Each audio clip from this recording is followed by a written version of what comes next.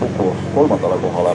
Aga Enn Kasari on tulemas finishisse ja Andrek Põllumäe on praegu minemas oma siis esimese sõiduvooru võitis. Aga nüüd tuli väike sõiduviga sinna sisse, võitis natukene masina hinge kinni selle dristimisega.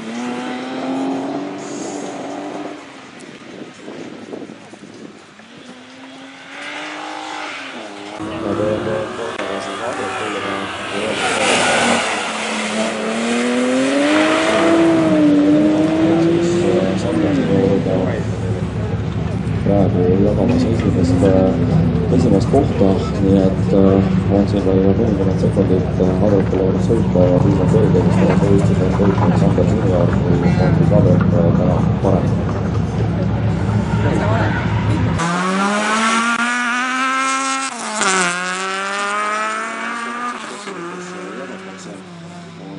Tänase võistluse võita siis Aiko Oidro, Henrik Paljumäe või Rain Rannala, 115 lõpetaja saaks 8. Ja Raido Subil, nagu öeldud sai, siis Raido Subil on endale juba selle kolmanda koha taganud, aga